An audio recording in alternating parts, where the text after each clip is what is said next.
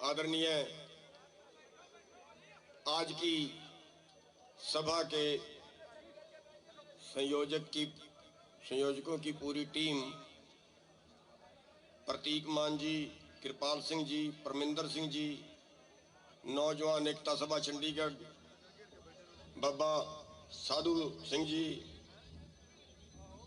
कंवरजीत जी, रुद्दू सिंह जी मानसा हमारे में बैठे हैं, प्रेम सिंह जी गहलावत जी बैठे हैं, हमारे सीनियर वकील तूर साहब बैठे हैं, सभी सम्मानित मंच, सामने बैठे मेरे भाइयों, बुजुर्गों, बच्चों, हमारे मीडिया वाले भाई, हमारी बहनें बैठी हैं, साथियों, सबसे पहले तो मैं हमारे चंडीगढ़ वाले भाइयों का धन्यवाद करना चाहूंगा, शहर वाले भाइयों का धन्यवाद करना चाहूंगा जो चंडीगढ़ में रह रहे हैं, जो पढ़े लिखे लोग हैं, जो समझदार लोग हैं, उनकी समझ में, जिनका खेती से कोई वास्ता नहीं है और वो रोजाना प्रदर्शन कर रहे हैं चंडीगढ़ के अंदर, हर चौक पे प्रदर्शन कर रहे हैं, हर तरह से इस आंदोलन में सहयोग कर रहे हैं। मैं धन्यवाद करना चाहूंगा कि आभारी है उनके कि उनकी समझ में आ गया कि मामला क्या है।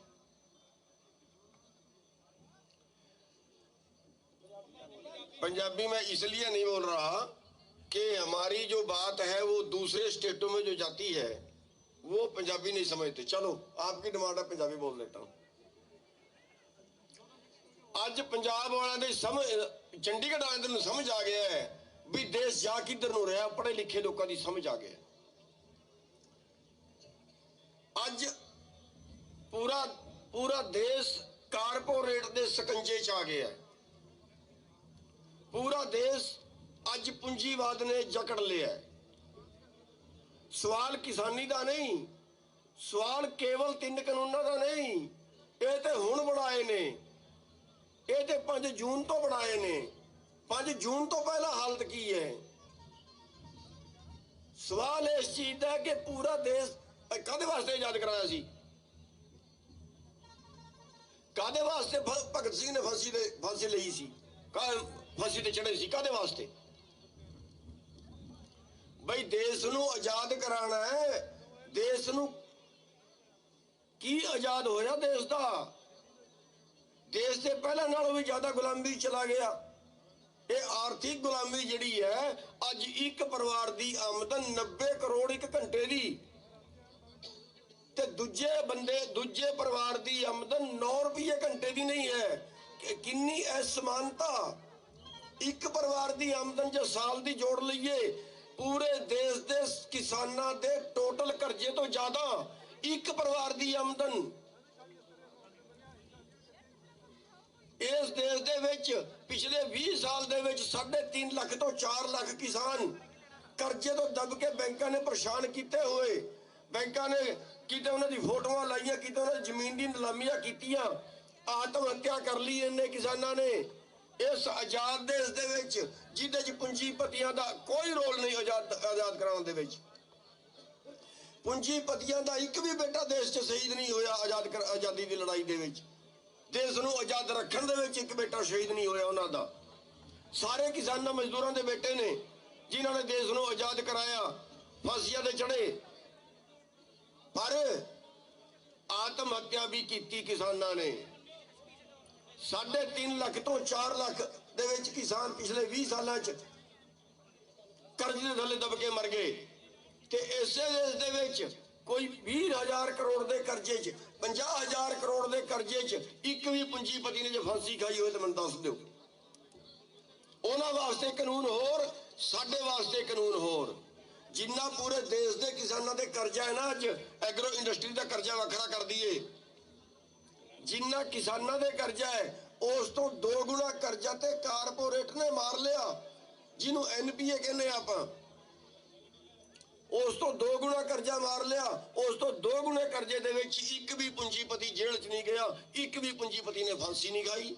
क्यों? देश आजाद कराया उदों उत्तम खेती मध्यम व्यापार सी, ਤੇ 70 ਸਾਲ ਬਾਅਦ ਕੀ ਹੋਇਆ? ਅੱਜ ਉੱਤਮ ਖੇਤੀ ਹੈ। ਜਦੋਂ ਦੇਸ਼ ਆਜ਼ਾਦ ਕਰਾਇਆ ਉਦੋਂ ਸਾਡਾ ਹਿੱਸਾ ਜੀਡੀਪੀ ਦੇ ਵਿੱਚ, ਦੇਸ਼ ਦੀ ਜੀਡੀਪੀ ਦੇ ਵਿੱਚ 65% ਸੀ। ਅੱਜ ਸਾਡਾ ਹਿੱਸਾ 10% ਵੀ ਨਹੀਂ ਰਿਹਾ। ਅਜੇ ਕਹਿੰਦੇ ਨੇ ਖੇਤੀ ਦਾ ਹਿੱਸਾ ਕੇਵਲ 6% ਰਹਿਣਾ ਚਾਹੀਦਾ ਦੇਸ਼ ਦੀ ਜੀਡੀਪੀ ਦੇ ਵਿੱਚ। ਕਿੱਥੇ ਜਾਈਏ? ਸਾਡੇ ਕੋਲ ਚਾਰਾ ਕੀ ਬਚਿਆ ਹੈ? 102ਵੇਂ ਸਥਾਨ ਤੇ ਪਹੁੰਚ ਗਿਆ ਸਾਡਾ ਦੇਸ਼ ਭੁੱਖਮਰੀ 'ਚ 102ਵੇਂ ਸਥਾਨ ਤੇ 107 ਦੇਸ਼ਾਂ ਦੇ ਵਿੱਚ। ਜਿੱਥੇ ਭੁੱਖਮਰੀ ਦਾ ਇਹ ਹਾਲ ਹੋਏ, ਇਸ ਵਾਸਤੇ ਦੇਸ਼ ਆਜ਼ਾਦ ਕਰਾਇਆ ਸੀ। ਸਾਡੇ 45% ਬੱਚੇ ਜਿਨ੍ਹਾਂ ਨੂੰ ਅਸੀਂ ਪੂਰੀ ਖੁਰਾਕ ਨਹੀਂ ਦੇ ਸਕੇ, ਜਿਨ੍ਹਾਂ ਦਾ ਵਜਨ ਘੱਟ ਹੈ, ਜਿਨ੍ਹਾਂ ਦੀ बढ़वार घट है, देश का रिकॉर्ड है, मेरा नहीं है। 45% बच्चे जिन्होंने असीं खुराक पूरी नहीं दे सकते। किन्ने बीमारी नाल मर रहे ने, कोई हिसाब किताब नहीं है। उस देश दे विच एक परिवार की आमदन 90 करोड़ एक घंटे की, ते अजे कानून बनाते कि पूरा एग्रो बिजनेस, ये खेती कानून नहीं है, खेती बिजनेस कानून है। पूरा एग्रो बिजनेस कारपोरेट वाले कोल जाए, पूरा एग्रो बिजनेस देश के चंद लोगों कोल जाए। अजे वो रजे नहीं है।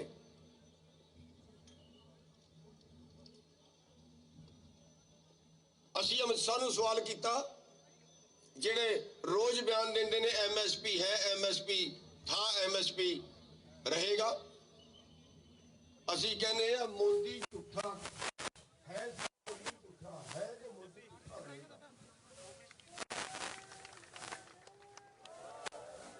असीं सवाल किया अमित शाह नूं कि अमित शाह जी दसो, 23 फसलां दा तुसीं MSP तय करदे हो,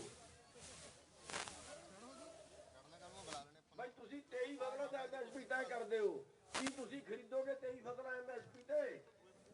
कहंदा नहीं। फिर क्यों रोज बोलते हो टेलीविजन दे विच कि असीं MSP दे रहे हैं? क्यों देश नूं गुमराह कर रहे हो?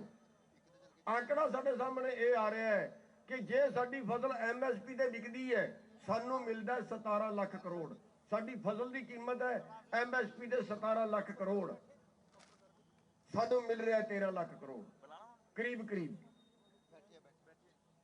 17-18 दे विच आंकड़ा आया है कि पिछले 15 सालों दे विच, पिछले 15 सालों दे विच साडी फसल का मुल 45 लाख करोड़ घट मिलिया MSP तो। जिहड़ी हरियाणा पंजाब च बिक रही है, यही रिपोर्ट आ गई, शांता कुमार कमेटी ने रिपोर्ट देती कि भी हरियाणा पंजाब तो भी MSP की खरीद बंद की जाए। खाली कणक ते झोना बिकदा इत्थे, वो भी बंद कर दो। ये शांता कुमार कमेटी की रिपोर्ट आ गई है, उसे ते अगे काम कर रहे हैं। हुण ये कहंदे ने पूरे देश का जिहड़ा बिजनेस है वो कारपोरेट नूं दे रहे ने। मतलब की है, किथे जाके खड़ाणगे सानू, किथे असीं पहुंचना है? निशाना की है? निशाने ते असीं पहुंचीए, उसनूं देख के आपां चलीए।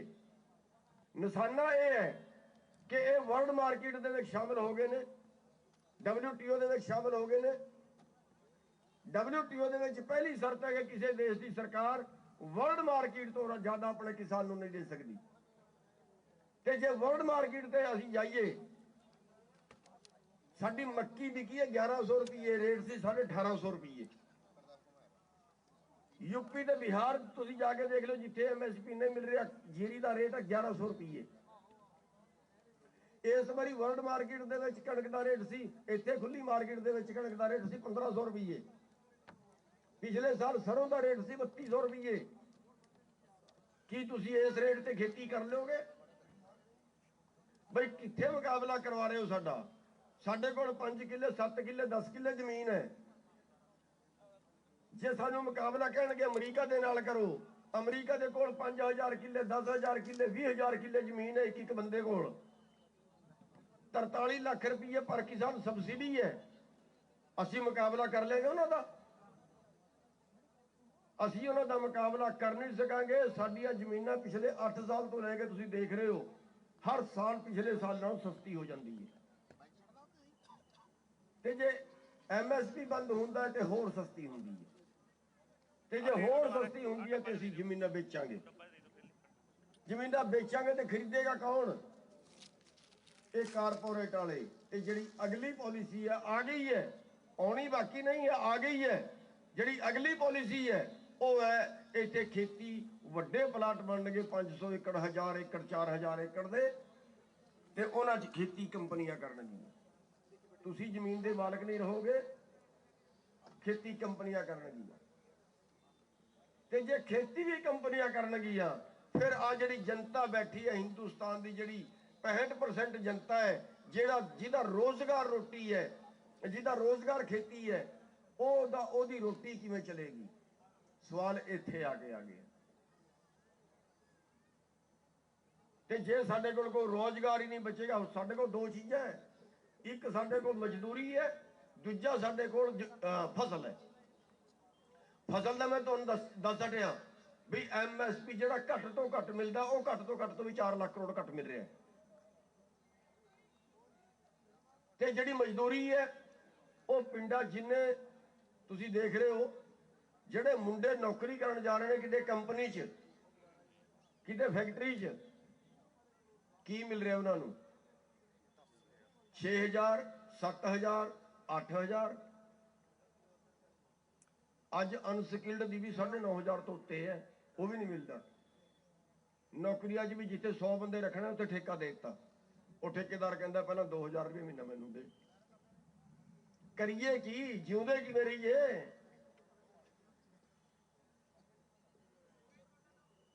ਦੇਸ਼ ਦਾ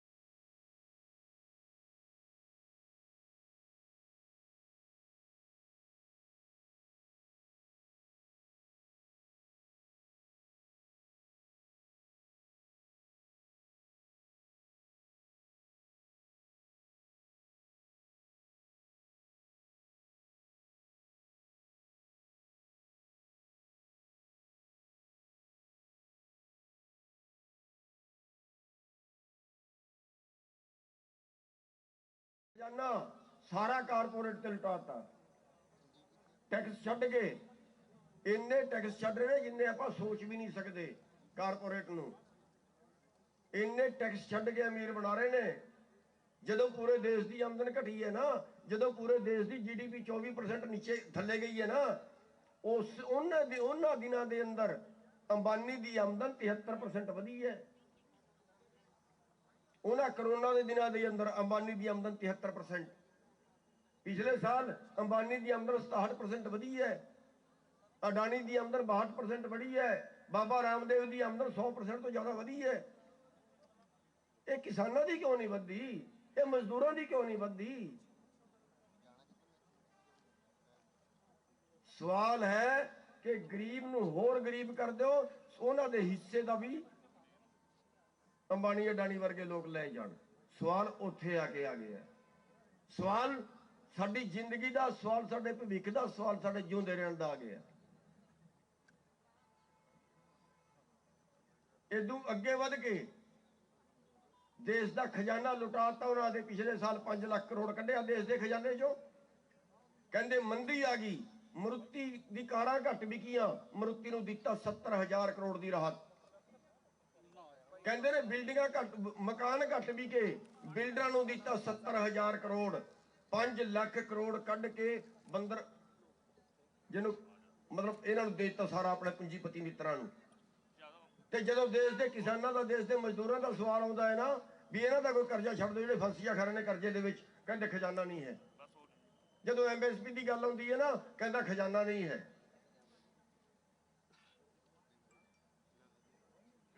ਕਿਵੇਂ ਚਲੇਗਾ ਦੇਸ਼?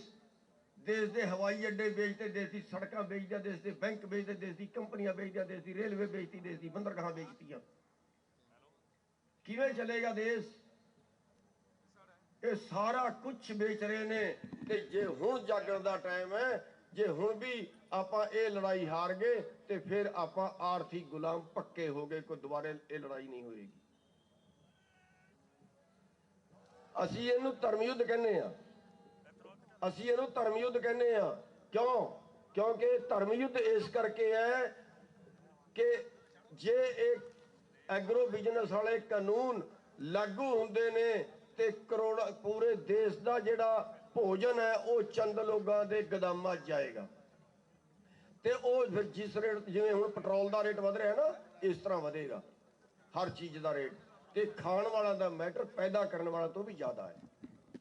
ਇਸ ਕਰਕੇ ਸਾਡੇ ਸਾਰੇ ਮਜ਼ਦੂਰ ਭਰਾਵਾਂ ਨੂੰ, ਐਸਸੀ ਆ ਭਾਵੇਂ ਬੀਸੀ ਆ, ਦਲਿਤ ਨੇ, ਭਾਵੇਂ ਸਾਡੇ ਸ਼ਹਿਰ ਵਾਲੇ, ਭਾਵੇਂ ਸਾਡੇ ਲੋਕ ਨੇ, ਨੌਕਰੀਆਂ ਵਾਲੇ, ਉਹਨਾਂ ਸਾਰਿਆਂ ਨੂੰ ਅੰਦੋਲਨ ਦੇ ਆ ਜਾਣਾ ਚਾਹੀਦਾ ਹੈ। ਦੇਸ਼ ਨੂੰ ਬਚਾਉਣ ਦਾ ਅੰਦੋਲਨ ਹੈ ਧਰਮ।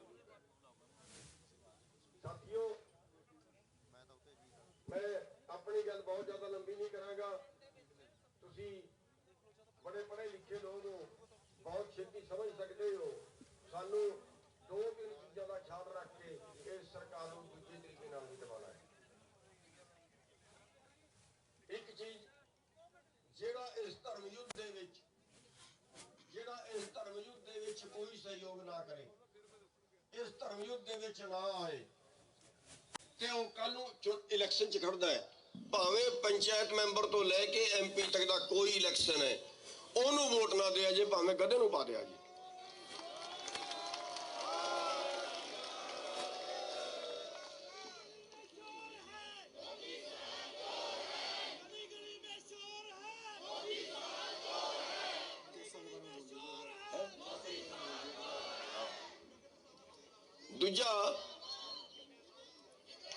ਦੂਜਾ ਅੰਬਾਣੀ ਦਾ, ਅਡਾਣੀ ਦਾ ਬਾਬਾ ਇੱਕ ਹੋਰ ਇਹਨਾਂ ਦਾ ਮਿੱਤਰ ਹੋ ਗਿਆ, ਬਾਬਾ ਰਾਮਦੇਵ। ਹੁਣ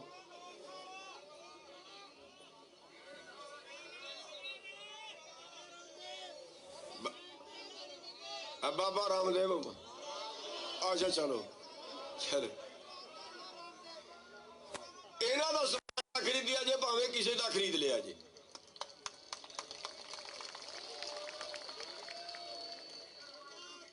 ਤੇ ਤੀਜੀ ਮੈਂ ਗੱਲ ਬੇਨਤੀ ਇਹ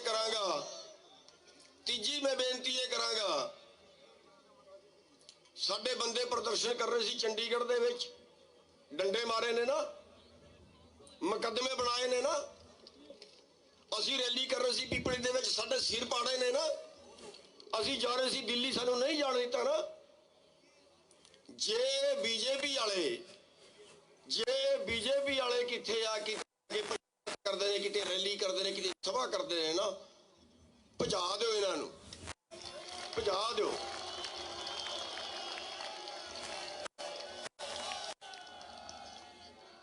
ਇਹਨਾਂ ਨੂੰ ਨਾ ਕਿਸੇ ਵਿੱਚ ਵੀ ਵੜਨ ਦਿਓ। ਤੇ ਸਾਥੀਓ, ਅਗਲੀ ਬੇਨਤੀ ਮੈਂ ਕਰਾਂਗਾ ਕਿ ਹਰ ਪਿੰਡ ਆਪਣੀ ਪੰਚਾਇਤ ਕਰ ਲੇ, ਕਿਉਂਕਿ ਅੱਗੇ ਹਾੜੀ ਦਾ ਟਾਈਮ ਆ ਗਿਆ, ਫਸਲ ਵੀ ਚੱਕਣੀ ਹੈ।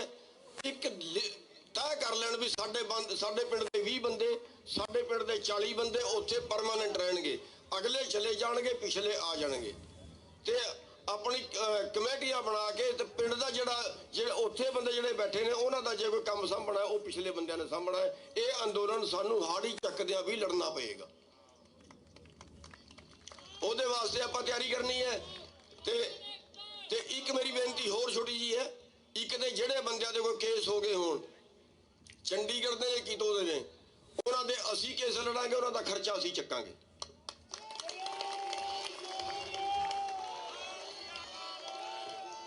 ਦੂਜੀ ਗੱਲ, 1700 ਨੋਟਿਸ ਆ ਗਏ ਨੇ ਦਿੱਲੀ ਪੁਲਿਸ ਦੇ, 1700 ਨੋਟਿਸ ਆ ਗਏ ਨੇ, ਤੇ ਆਪਾਂ ਨੂੰ ਕੈੜਾ ਹੋਣਾ ਪਏਗਾ, ਹੋਰ ਕੋਈ ਚਾਰਾ ਨਹੀਂ ਆਪਣੇ ਕੋਲ।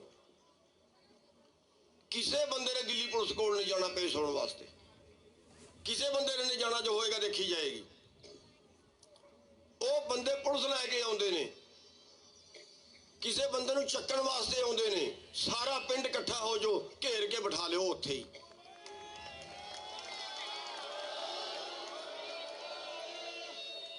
मार कुट नहीं करनी, इज्जत नाल बिठाना है, खिलाना पिलाना है, चंगी तरह रखना है। प्रशासन नूं मैसेज देना है तुहाडे बंदे साडे कोल ने, साडे नाल वायदा कर जे भी मुड़ के पुलिस साडे पिंड नहीं आएगी फिर ले जाओ।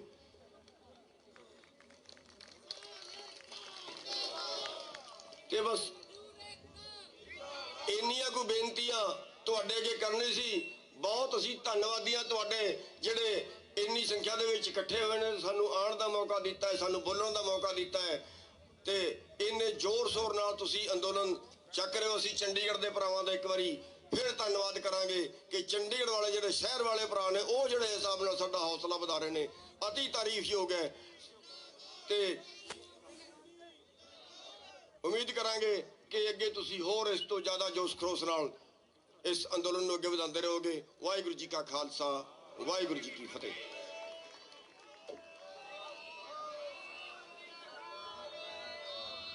बहुत बहुत धन्यवाद सरदार गुरनाम सिंह चड़ूनी होरां दा। ਅਸੀਂ ਸਾਰੇ ਜਾਣਦੇ ਹਾਂ ਕਦੋਂ ਦੇ ਆਪਾਂ ਉਡੀਕ ਰਹੇ ਸੀ ਇਹਨਾਂ ਆਗੂਆਂ ਨੂੰ ਸੁਣਨ ਵਾਸਤੇ। ਜੋਗਿੰਦਰ ਉਗਰਾਹਾ ਉਹਨਾਂ ਦੇ ਨਾਂ ਸੁਣਿਆ ਕਰਦੇ ਸੀ, ਸਰਦਾਰ ਰੁਲਦੂ ਸਿੰਘ ਹੁਣ ਮਾਨਸਾ ਨੇ ਹਲੇ ਬੋਲਣਾ ਹੈ। ਸੋ ਮੈਂ ਕੁਝ ਧੰਨਵਾਦ ਕਰਦਿਆਂ ਰਾਜਵਿੰਦਰ ਸਿੰਘ PGI ਤੋਂ